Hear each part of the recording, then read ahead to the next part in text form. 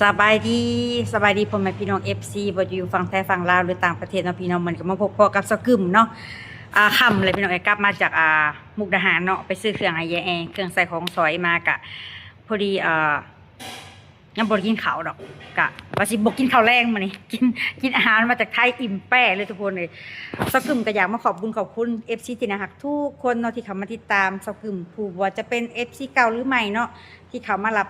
การติชมหรือว่าติเตียนหรือว่าหับฟังหับเบิ่งเนาะก็ขอบคุณหลายๆมื้อนี้ก็บ่มีหยังเนาะมีแนวสิมาให้ FC เบิ่งเนาะซื้อมาฝากแยแออีกอย่างหนึ่งแต่ยังบ่ได้บอก FC ทุกคนเลยยังบ่ได้ FC เบิ่งเพราะว่าตอนน่ะไปซื้อเครื่องอยู่บิ๊กซีล่ะ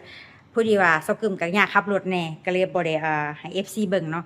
ก็มีแนวมาซื้อฝากมาให้เราเห็นคนคอมเมนต์เห็นเราแบบว่าบ่มีนะก็เลยสลาก็ซื้อให้ก็ขอบคุณสลาที่เพิ่นก็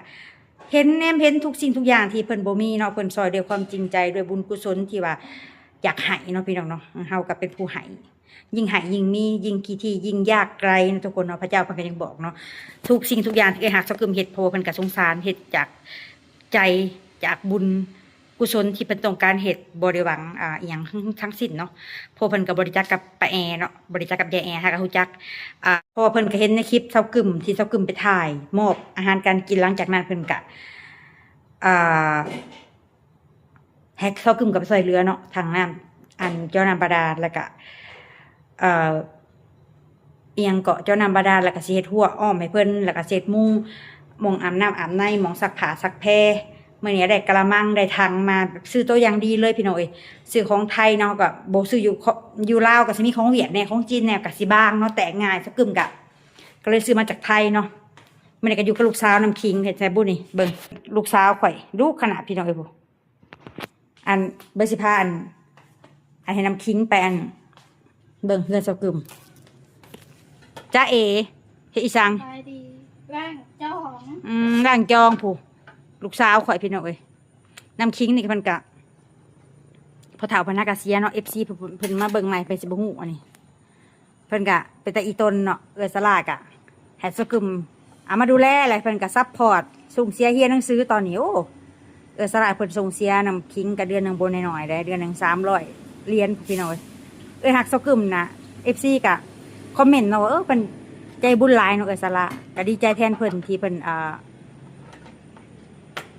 มองเห็นความจริงใจของฮักเซากึมเนาะฮักเซากึมก็เพิ่นก็คือพี่น้องเห็นนั่นแหละพี่น้องเอ้ย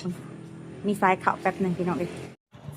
โอเคพอมาพี่น้องเซากึมก็นั่งอยู่เพื่อนเนาะเดี๋ยวให้พี่น้องมีแนวสิมาอวดให้ทุกคนเบิ่งพี่น้องเอ้ยเบิ่งได้ของมาฝากเย้แอยังบ่ได้บอกเราให้เราดีใจเซอร์ไพรส์เราเนาะพี่น้องเนาะสลาให้ซื้อจาก2ชุดมาซื้อเสือเนาะอาจสิบ่แพงแต่มันก็เนาะสวยเรือแล้วซื้อให้เราสะอาดสะอ้างเนาะจะเป็นชุดพี่น้องเอ้ย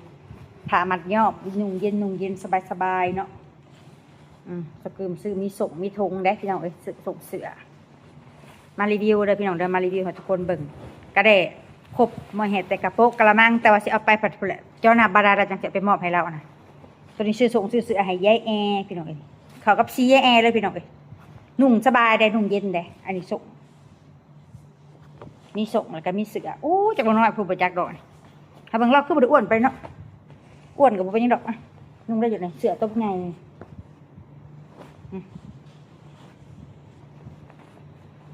ซื้อเสือเนาะมันก็บ่แพงดอกพี่น้องซื้อเสือใหม่เพิ่นถามว่าเสือผ้าที่ว่าตะกี้มี FC ฝากมาแต่อันกรุงเทพกะลาอยู่แต่ว่าบ่ได้ไปค้นเมืองในทงเนาะ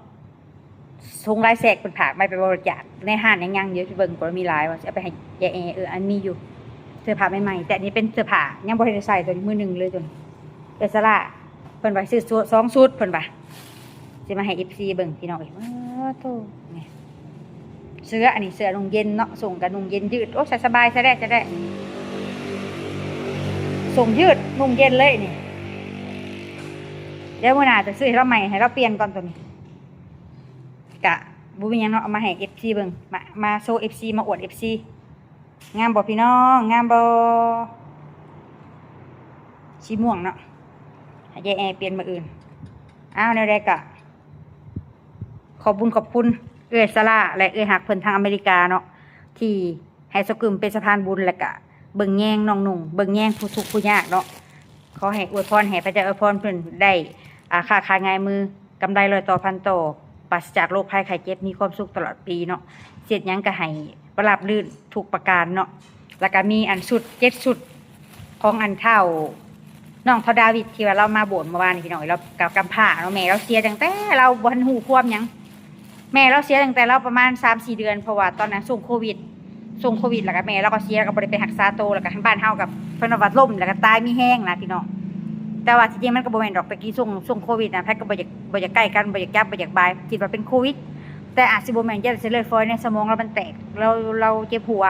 แล้วก็บ่มีคนเบิ่งคนเอาเราก็ทุกข์ยากเด้ช่วงนั้นก็ยังช่วงนั้นก็ยังบ่ได้ YouTube ได้ช่วงนั้นยังอยู่แบบ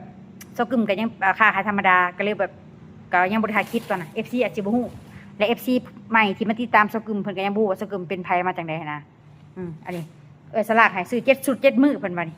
เด็กน้อย7ปีพี่น้องเห็นดิ7สุด7มื้อซอกึมเอาอย่างละสีให้เพิ่นนี่มานุ่มครีมมาพึ่งดูนี่มายืนทางหลังข่อยดูทางนี้มายืนทางเขากล้องนี่อันนี้ก็ลูกสาวเพิ่นมันสบายดี FC เท่านึง สบายดี กี่ใหม่ๆตัวดำๆหูยองๆมีแต่เห่าไปเอาเพิ่นอยู่บ้านพอเฒ่าเพิ่นก็ฮักเสียกับเขาเฮียนอยู่น้ำหักคือลูกอยู่กินน้ำกันนอนน้ำกันเอาพึ่งดูตัวนี้สีฟ้าตัวนี้เอาสลากเป็นหมักสีล้วนๆเพิ่นบ่มักสีอันเป็นแจ่มนี่เด้7ชุด7มื้อไอ้น้องทอดาวิดและอีกตน งาม แม่นอันนี้สีน้ำตาลตัวนี้ลูกค้าโทรมาอีกแล้วขอรับสายกับพี่น้องเอ้ย7ชุดซื้อชุดมา7ชุดเนาะมีสีน้ำตาลสีฟ้าอันนี้ให้เท่าเด็กน้อยกำพร้าให้ลุงทอดาวิดและอีกตนพี่น้องเอ้ยบ่มีแม่ ๆไม่น่าเสียสุดหรือเฮียนใส่ไม่ได้สุดง่ายๆ มาทางหลังมาสิชุดนักเรียนบ่ แม่ไม่ ไว้ลูกพากระ7 ปีนึงแหมพี่น้องสีงามก็สีละสีโอ้ยให้ก็สลากก็หักไปได้บุญได้หลายเด้อให้อยู่ดีมีแห้งสุขภาพแข็งแรงค้าขายร่ำรวยเนาะรวยสุดก็ขอให้รวยไปกว่าเก่าเป็นห่มโพห่มไส้ให้น้องให้นุ่งให้ลูกให้หลานเนาะเบิ่งแย่งกันไปถามว่าเป็นยังซอกึมเฮ็ดเนาะซอกึมอีตนมักอีตนคนซอกึมอาจสิเว้าให้แต่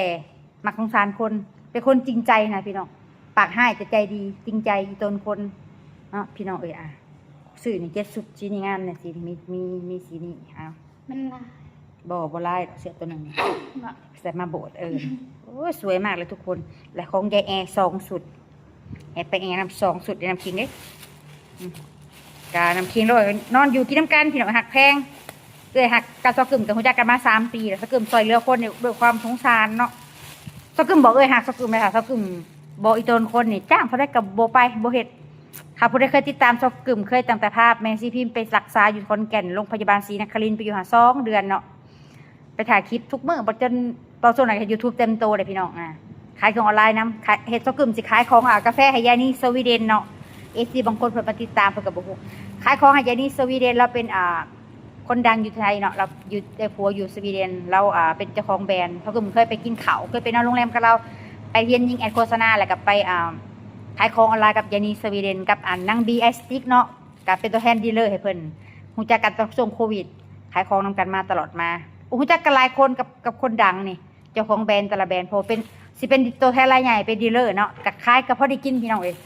เพราะว่าเฮาน่ะบ่ไปติดหนี้บ้านหนี้เซ็กหนี้เมืองเฮาบ่เป็นหนี้ไผเฮาค้าขายเก็บหาเก็บทิปเฮาค้าขายบริสุทธิ์เฮาก็พอได้กินเนาะได้กินได้ยะในครอบในครัวเนาะจนเจอลูกเต้าแล้วก็มีทรัพย์สินแน่ที่หามาแต่สมัยกี้ค้าขายมาก็พอได้กินพอเฮาสัตย์ซื่อค้าขายเป็นคนตรงไปตรงมาสัตย์ซื่อสัตย์สุจริตบ่เคยคดโกงไผเฮาคำคือจังผู้ใหญ่ให้เฮาเฮ็ดบุญสะพานบุญเฮาก็ให้เพิ่นเบิ่งเบิดซื้อหยังเพิ่นให้ก็เอาเพิ่นบ่อยเฮาก็บ่เอาซอกึมสิเป็นคนตรงๆแหละเป็นคนอีโก้สูงบ่ให้ก็บ่เอาถ้านั้นเขาบ่พอใจเจ้าจ้างเท่าใดเขาก็บ่ไปถ้าเขาบ่เอาเขาเฮ็ดคือบ่เฮ็ดถ้าเขาบ่ข่อยเว้าสิมาดูถูกข่อยสิมานั่นข่อยบ่เอาซอกึมเป็นคนแบบนั้นคือจังผ่านมาพาคนไปรักษาคนบ้าคนสติบ่ดีไปโรคประสาทโอ้เฮ็ดมาหลายท่า FC ใหม่ที่มาติดตามซอกึมกับ1,000 คนขอบคุณหลายๆเนาะแล้วก็ถ้าอยากรู้ประวัติก็ไปเบิ่งในช่องซอกึมได้แหละซอกึมก็คือช่อง YouTube ซอกึมบ่ได้ถ่ายลงอยู่แต่บ่ได้ลงต่อเนื่องเวลามันก็เลยตัดบ่ได้มีรายได้ช่วงนี้นะพี่น้องบ่ได้มีรายได้เนาะคือไปถ่ายคลิปกะสลาบ่ให้กะบ่ได้เนาะ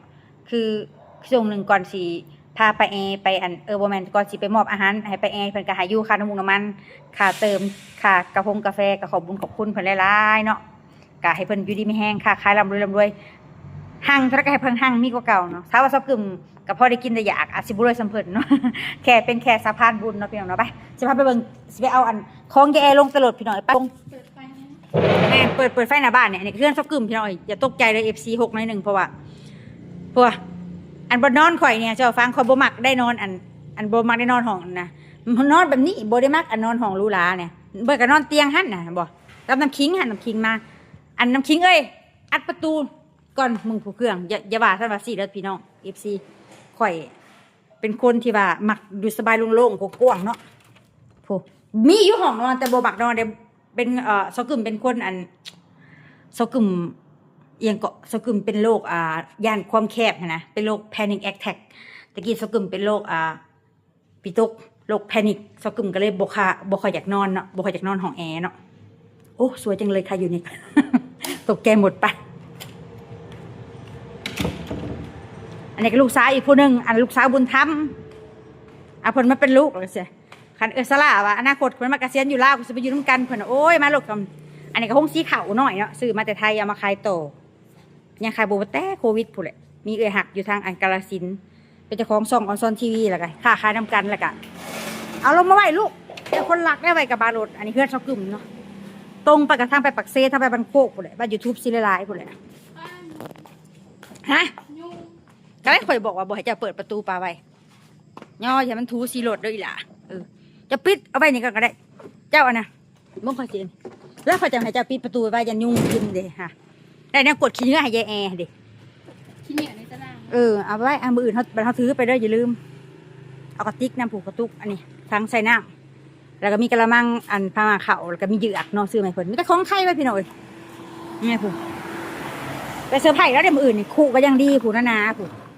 กายอินทรีย์ผูกนาอย่างนี้สุดที่ไส้เชียสัญญากันยัง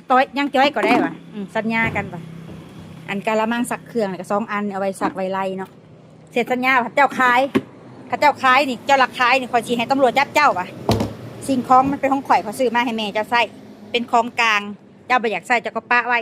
ถ้าเจ้าขายหลักขายของข่อยสิให้ตำรวจไปจับเจ้าสิบอกนางรถสิขู่นางรถนางบ่ฟังกันลองเบิ้งเจ้าเอ้ยปิดประตูลูกนี่เฮือจะกึ่มกับติดทางเนาะพี่เนาะทางใหญ่ให้FCเพิ่นผู้พูดมาติดตามใหม่พี่เนาะเพิ่นยังบ่ฮู้ว่าจะกึ่มอยู่จังไดก็เลยสิว่าเอาอันนี้เป็นเฮือนเป็นซ่านข่อยกับบ่ใหญ่พี่น้องเอ้ยติดแคมถอกแคมทางกับมันมีแต่เฮือนคนเต็มทางหน้าผู้กำลังขึ้นใหม่ผู้ FC ผู้ใดเบิ่งในช่องติดตามใหม่อยากมาเที่ยวลาวก็มาเด้อสิเป็นไกด์ให้ปะแก้เข้าไปเนื้อเฮาโอเคพวกมันไปแหละกับบุญยังไลน์เนาะฝากกดติดตามกดไลค์กดแชร์เป็นกำลังใจแน่เพื่อจะบ่พลาดคลิปใหม่ๆเนาะจะมีกำลังใจในการเฮ็ดดีต่อไปเนาะพี่น้องเนาะแรกอะเพื่อเอาผิดพลาดประกันใจขอโทษขออภัยเด้อพี่น้องเด้อคลิปนี้กับสิริขอลาทุกคนสำเร็จไปก่อนพบกันคลิปหน้าสบายดี